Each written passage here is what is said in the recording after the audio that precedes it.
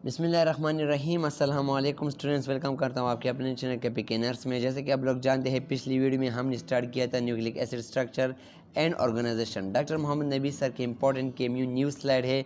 पिछली वीडियो में पिछले लेक्चर में हमने पढ़ा था न्यूक्लियोटाइड तक, और आज हमारा आगे लेक्चर है इसी टॉपिक पर, न्यूक्लियोसाइड पर। तो पिछली वीडियो में हमने बेसिस एंड न्यूक्लियोटाइड पढ़े थे, तो मैं थोड़ा सा दोबारा रिवीजन कराना चाहता हूँ कि बेसिस हमारे पास कहाँ पर होते हैं, न्यूक्लियोटाइड में। और न्यूक्लियोटाइड हमारे पास बेसिक यूनिट है डीएनए का, यानी कि न्यूक्लियोटाइड कंबाइन होकर डीएनए बनाती है। और डीएनए कहाँ पर होते हैं, क्रोमोसोम में होते हैं, और क्रोमोसोम न्यूक्लियस में होते हैं। ओके जी, तो न्यूक्लियोटाइड में बेसिस होते हैं, तो बेसिस टू टाइप्स होते हैं, प्यूरिन्स और पायरिमाइडिन्स। प्यूरिन्स हमारे पास फिर मज़ीद 2 एग्जाम्पल है प्यूरिन्स का, adenine and guanine. Adenine DNA में भी होता है, आरएनए में भी होता है। गुआनिन भी डीएनए में होता है, आरएनए में भी होता है। इसके अलावा हमारे पास सेकंड टाइप जो होता है पायरिमाइडिन, सिंगल रिंग स्ट्रक्चर है, और हमारे पास इसका एग्जांपल है साइटोसिन, यूरेसिल एंड थायमिन। लेकिन यहाँ पर ये जो यूरेसिल है ना, ये आरएनए में होता है, और थायमिन सिर्फ डीएनए में होता है। सिर्फ ये फ़र्क है प्यूरिन एंड पायरिमाइडिन में। Okay, purine double ring structure है, पायरिमाइडिन सिंगल रिंग स्ट्रक्चर है। ओके जी, ये तो हुए बेसिस इन न्यूक्लियोटाइड। अब मजीद न्यूक्लियोटाइड किन चीज़ से बना है, ये तो हुए बेसिस सिंकड़ हमारे पास जो होते हैं शुगर से। जी हाँ, शुगर से भी बने होते हैं। यहाँ पर आप देख सकते हैं basis plus sugar and phosphate, तो ये हमारे पास न्यूक्लियोटाइड बनाते हैं, और न्यूक्लियोटाइड डीएनए में होते हैं। इसके अलावा यहाँ पर न्यूक्लियोसाइड, अभी हम आगे न्यूक्लियोसाइड पढ़ने वाले हैं। न्यूक्लियोसाइड और न्यूक्लियोटाइड में क्या डिफरेंस है? न्यूक्लियोसाइड में सिर्फ ये डिफरेंस है कि यहाँ पर नाइट्रोजनस बेस भी होता है, शुगर भी होता है, लेकिन फॉस्फेट नहीं होता। जैसे कि अमूमन न्यूक्लियोटाइड में फॉस्फेट होता है, 3 चीज़ें होते हैं, नाइट्रोजनस बेसेस, शुगर, फॉस्फेट। लेकिन न्यूक्लियोसाइड में यहाँ पर सिर्फ फॉस्फेट नहीं होता, बाकी वही न्यूक्लियोटाइड होता है। तो न्यूक्लियोसाइड का थोड़ा सा नाम भी इस तरह का होगा, एडेनोसिन। जैसे कि आप लोग यहाँ पर देख सकते हैं एडेनोसिन, और वहाँ पर न्यूक्लियोटाइड में हम क्या नाम लेते थे, एडेनिन। तो एडेनोसिन हमारे पास न्यूक्लियोसाइड होता है, और डीऑक्सीथाइमिडीन भी न्यूक्लियोसाइड होता है। न्यूक्लियोसाइड में सिर्फ ये फ़र्क होता है कि फॉस्फेट नहीं होता, और आप देख सकते हैं यहाँ पर कि वही एडेनिन डबल रिंग स्ट्रक्चर है, और यहाँ पर वही थायमिन है, सिंगल रिंग स्ट्रक्चर है। तो ये हमारे पास कुछ डिफरेंस है, आप लोगों को ये ज़रूर याद रखना होगा। Basis is attached to the carbon number 1 of the sugar. तो यहाँ पर आपने ये भी याद रखना है, यहाँ पर जैसे कि आप लोग देख सकते हैं, ये शुगर है हमारे पास, 5 कार्बन कंपाउंड है, और इस शुगर कार्बन नंबर 1 के साथ क्या अटैच है, बेसिस। तो ये बेसिस कहाँ पर अटैच होगी, carbon number 1 of the sugar. ये भी इंपॉर्टेंट एमसीक्यूज है कि शुगर के कौन से कार्बन के साथ बेसिस अटैच होता है, कार्बन नंबर 1 के साथ बेसिस अटैच होता है। ये न्यूक्लियोसाइड में थोड़े से इंपॉर्टेंट एमसीक्यूज आपने याद रखने हैं। न्यूक्लियोटाइड मैंने आप लोगों को पहले बताया कि न्यूक्लियोटाइड हमारे पास nitrogenous base plus sugar and phosphate, तीनों चीज़ों से बना है, nitrogenous base, sugar, phosphate. Okay जी, यहाँ पर आप देख सकते हैं कि high energy bond in nucleoside triphosphate. आप लोगों को ये चीज़ याद रखनी है कि जहाँ पर भी फॉस्फेट बॉन्ड के बारे में बात की जाए, कौन सा हाई एनर्जी बॉन्ड है, तो हमारे पास ट्राइफॉस्फेट वाला बॉन्ड, ये अपने याद रखना है। एटीपी हमारे बॉडी में मसल्स में होती है एटीपी, और वो ब्रेक डाउन होती है इनटू स्मॉल कंपाउंड, फिर हमारे बॉडी में एनर्जी जनरेट होते हैं। तो ATP is the currency unit in our body, तो ये आप लोगों ने याद रखना है। ओके जी, यहाँ पर डिफरेंस है in the DNA and RNA. क्या डिफरेंस है? डीएनए में ये डिफरेंस होता है कि राइबोज टाइप का, डीएनए में होता है डीऑक्सीराइबोज, यानी कि डीऑक्सी का मतलब है कि OH जो हाइड्रोक्सिल ग्रुप है वो नहीं होता डीएनए में, तो इसलिए डीऑक्सीराइबोज कहलाता है। और आरएनए में राइबोज, आम नाम से भी जाहिर होता है, आर राइबोज। तो ribose sugar, simple ribose sugar RNA में होता है, और यहाँ पर डीऑक्सीराइबोज शुगर डीएनए में होता है। पायरिमिडीन बेसिस में क्या डिफरेंस होता है? पायरिमिडीन मैंने आप लोगों को बताया कि यूरेसिल और थायमिन का डिफरेंट है। यूरेसिल आरएनए में होता है, आर जहाँ पर URACIL आता है तो आरएनए में होता है, थायमिन डीएनए में आता है। तो ये 2 मेनली डिफरेंस है डीएनए एंड आरएनए में। ओके जी, आगे जाते हैं।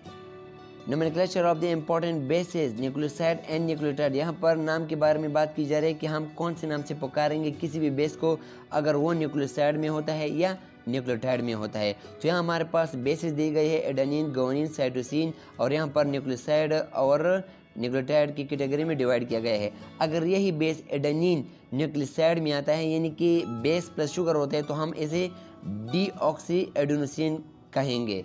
अगर यही डीऑक्सी एडेनोसिन के साथ हम फॉस्फेट अटैच करते हैं 1 फॉस्फेट, तो ये हमारे पास डीऑक्सी एडेनोसिन मोनोफॉस्फेट यानी कि DAMP।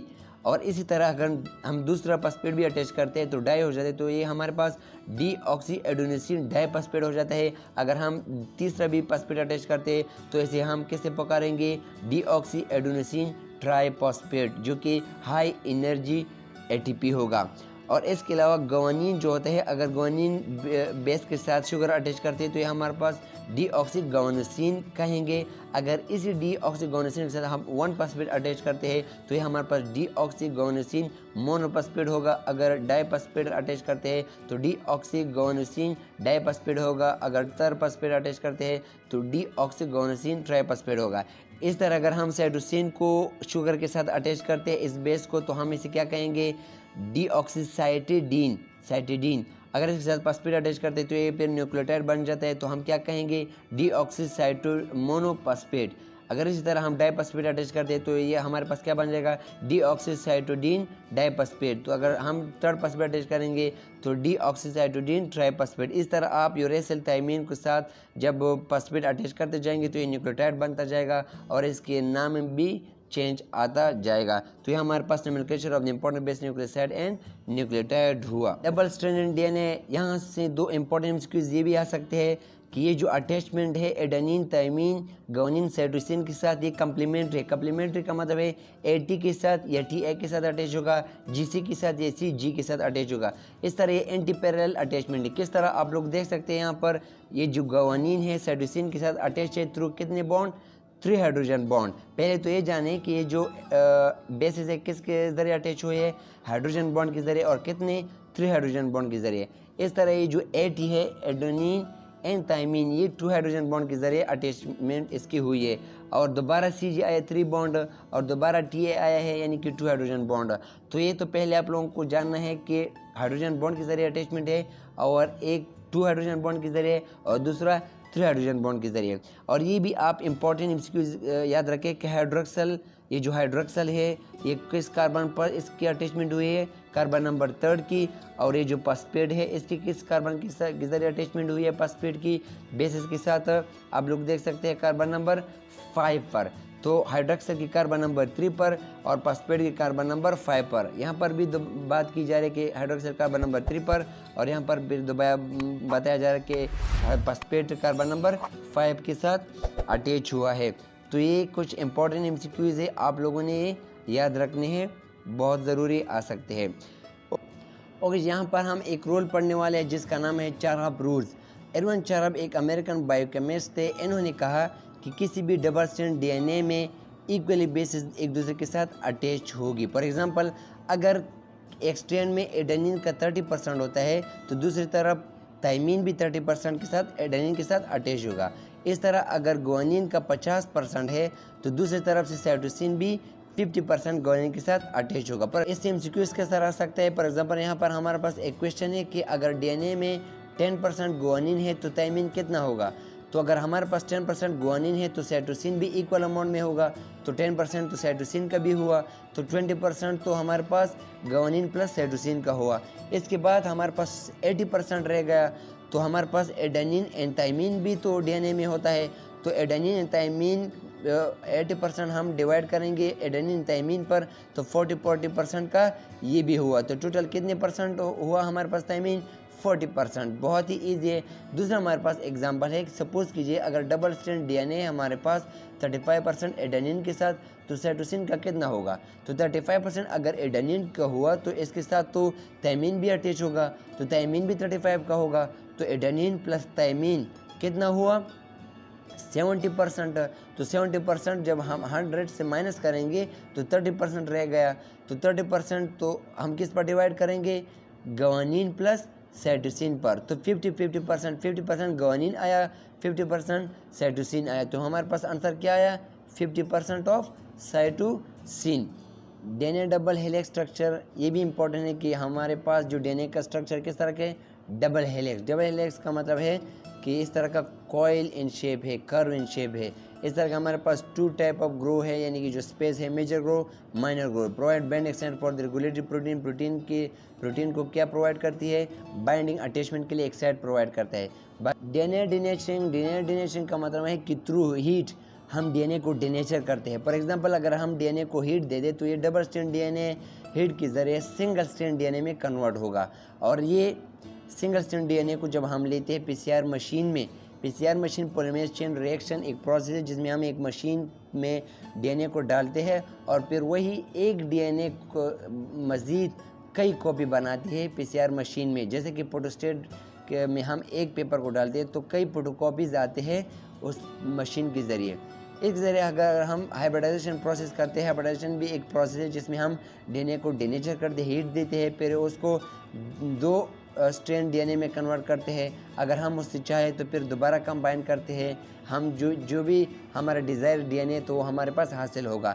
तो ये हमारे पास डीनेचरिंग करते हैं और फिर उसके बाद रीनेचरिंग करते हैं, कूलिंग यानी कि दोबारा कूल करते हैं। तो दोबारा यही डीएनए सिंगल होने के बाद डबल डीएनए स्ट्रक्चर में हम कन्वर्ट कर सकते हैं। तो पीसीआर मशीन के ज़रिए और हाइब्रिडाइजेशन प्रोसेस के ज़रिए। न्यूक्लियोसोम एंड क्रोमेटिन ये क्या है और इन दोनों में फ़र्क क्या है?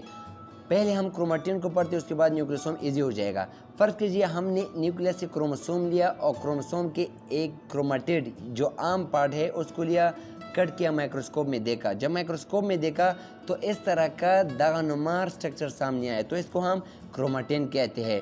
और ये गोल गोल इसमें क्या होते हैं? ये हिस्टोन प्रोटीन होते हैं, बाल की तरह गोल होते हैं। और टोटल हमारे पास यहाँ इसके 5 टाइप्स डिस्कस किए हैं, H2A, H2B, H4, H3, H1।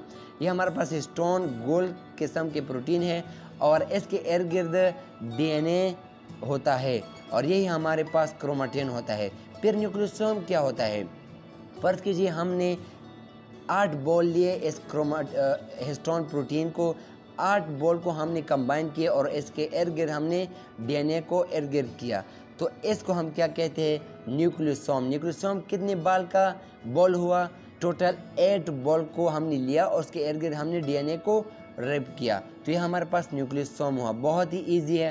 Chromatin यहाँ पर एक्सप्लेन किया जा रहा है कि डीएनए प्लस प्रोटीन। डीएनए तो मैंने आप लोगों को बताया कि प्रोटीन, हिस्टोन, प्रोटीन, और न्यूक्लियोसोम डीएनए प्लस हिस्टोन ऑक्टामेयर। ऑक्टामेयर का मतलब है 8 बालों का मजमूआ।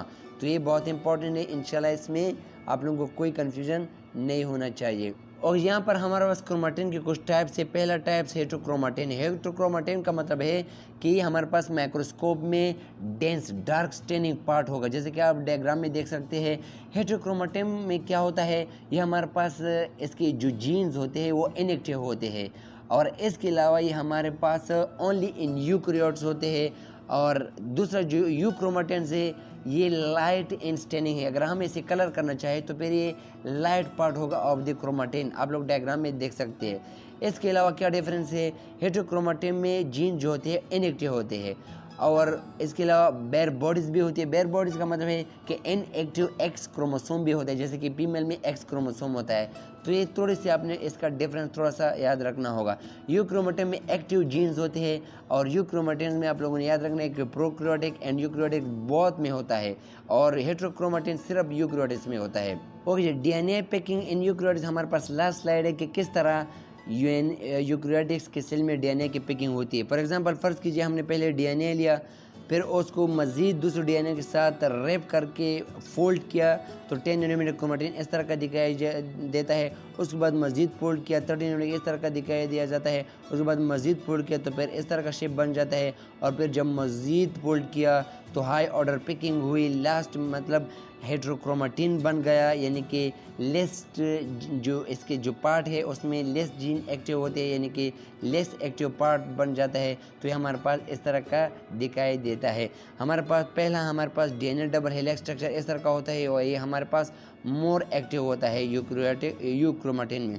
और जब हम पैकिंग करते जाते तो फिर लास्ट वाला हेटेरोक्रोमेटिन बन जाता है, तो ये हमारे पास लेस एक्टिव पार्ट बन जाता है डीएनए का, यानी कि हाईली ऑर्डर पैकिंग डीएनए बन जाता है। तो ये हमारे पास लास्ट स्लाइड। तो उम्मीद करता हूँ कि आप लोगों को वीडियो पसंद आई होगी। इंशाल्लाह हम मज़ीद इस तरह के इंपॉर्टेंट लेक्चर अपलोड करते जाएंगे ताकि आप लोग अच्छा GPA हासिल कर सके अपने BS नर्सिंग प्रोग्राम में। तो मज़ीद इंशाल्लाह वीडियो अपलोड करते जाएंगे। अपना बहुत ख्याल रखिएगा, अपनी फैमिली का भी, मेरे चैनल का भी। अल्लाह हाफिज़।